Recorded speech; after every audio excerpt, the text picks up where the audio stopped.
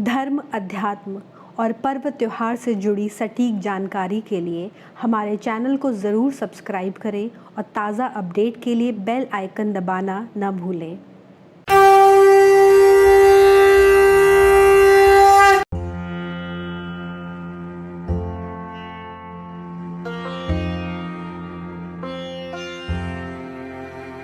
रक्षाबंधन का त्यौहार भाई बहन के प्यार, समर्पण और एक दूसरे के प्रति अटूट विश्वास का प्रतीक है। इस दिन बहनें अपने भाई की कलाई पर राखी या रक्षा सूत्र बांधकर उनकी लंबी उम्र और खुशहाली के लिए प्रार्थना करती हैं। भाई अपनी बहन की राखी के बदले आजीवन उसकी रक्षा का वचन देते हैं।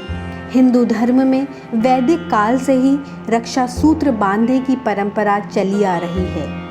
न सिर्फ भाई बहन बल्कि इस दिन शिष्य अपने वरिष्ठों और गुरुओं की कलाई पर रक्षा सूत्र बांधते हैं। इतना ही नहीं, पुरोहितों द्वारा यजमानों को रक्षा सूत्र बांधे जाने की परंपरा भी है।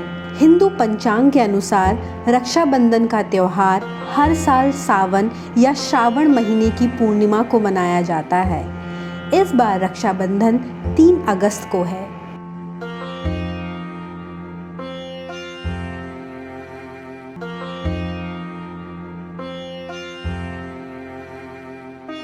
हिंदू मान्यताओं के अनुसार रक्षाबंधन के दिन राखी बांधने के लिए अपराह्न का समय सबसे उपयुक्त होता है।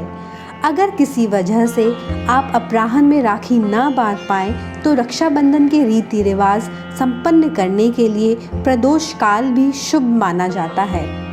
इसके अलावा किसी भी स्थिति में भद्रा काल में राखी या रक्षा सूत्र ना तो बांधना चाहिए और ना ही बंधवाना चाहिए।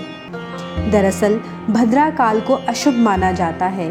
कोई भी शुभ कार्य भद्रा काल में नहीं करना चाहिए। भद्रा काल बीत जाने के बाद ही राखी बांधनी चाहिए। इस बार आप 3 अगस्त को सुबह 9:28 से रात के 9:17 तक राखी बांध सकते हैं। इस बार राखी बांधने के लिए अपराह्न का मुहूर्त दोपहर 1:48 से शाम 4:29 तक है।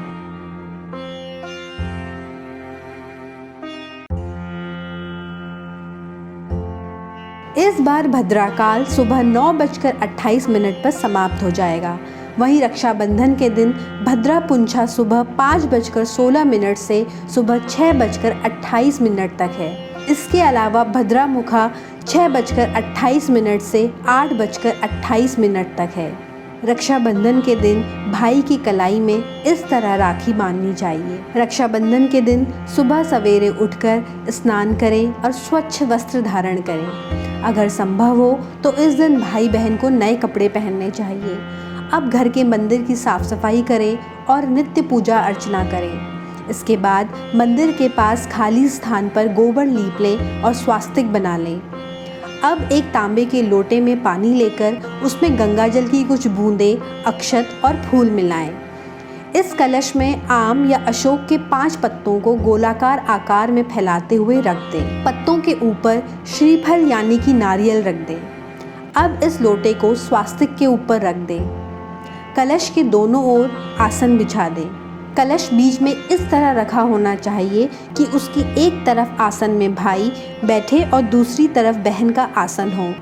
अब कलश की विधिवत पूजा करें। राखी बंधवाते समय भाई का मुख पूर्व की ओर होना चाहिए।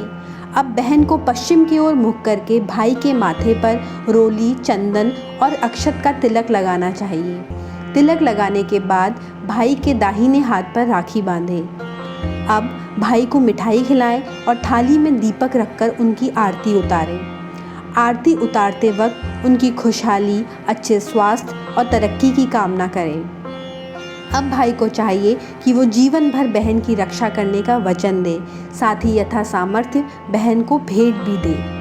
रक्षाबंधन के दिन भाई बहन को राखी बांधने के बाद साथ बैठकर भोजन करना चाहिए। राखी बांधते समय बहनों को इस मंत्र का उच्चारण करना चाहिए। येन बद्धो बलि राजा दानवेंद्रो महाबलः तेन त्वाम अभिबंधामि रक्षा माचल माचल। रक्षाबंधन की थाली बहन को खुद अपने हाथों से सजानी चाहिए।